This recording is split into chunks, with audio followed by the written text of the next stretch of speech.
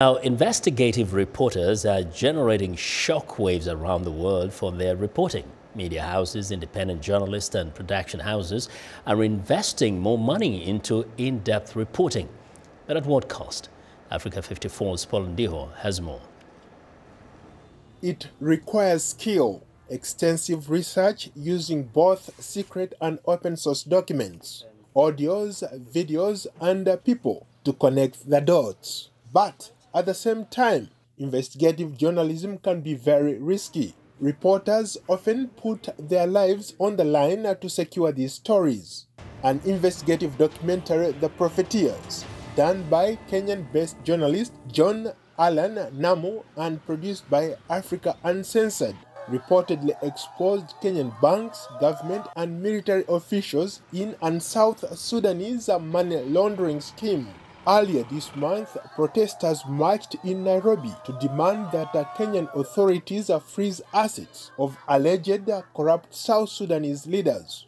The Profiteers, a three-part investigative documentary, alleges top South Sudanese officials laundered stolen funds through Kenyan banks, bought property in Nairobi and Kampala, and are being protected by security agencies. John Allan Namu is the investigation's lead reporter. There are certain members of the business and political elite who are taking advantage of the conflict or aligning themselves to politicians who are stealing, literally stealing from South Sudan and having that money invested here. A power-sharing deal agreed to in August by President Salva Kiir and rebel leader Riek Machar has raised hopes for an end to the conflict. But corruption remains rampant and activists fear the peace deal, if it holds, would insulate South Sudanese leaders from corruption charges.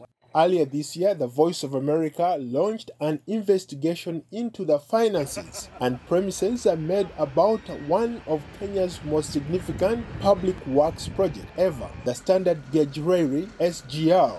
The investigation, dubbed Madaraka Express after the train, found resentment over land payments, disregard for the views of conservationists, and the concern that Kenya may be unable to pay back the billions in debt owed to the Chinese. The investigation also revealed that Chinese state banks loaned Kenya the money for the train. Then the Chinese companies cashed in on construction contracts.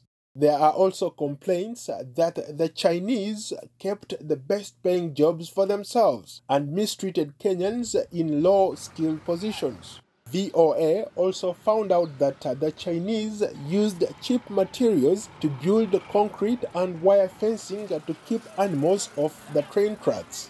The fences are falling. Now all the original fencing is being replaced. The Kenyan government promised jobs for local and compensation for landowners along the route of its new train. But some Kenyans are still waiting for work and money for their land. In the West African nation of Liberia, another lengthy investigative report jointly produced by Time magazine and ProPublica Unprotected focused on the US charity More Than Me that was supposed to rescue and educate orphaned Liberian girls.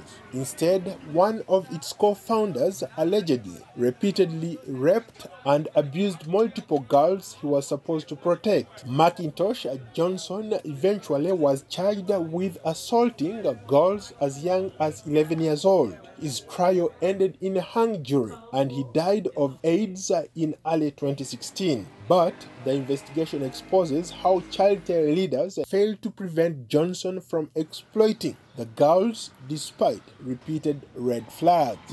Paul Ndiho, VOA News, Washington.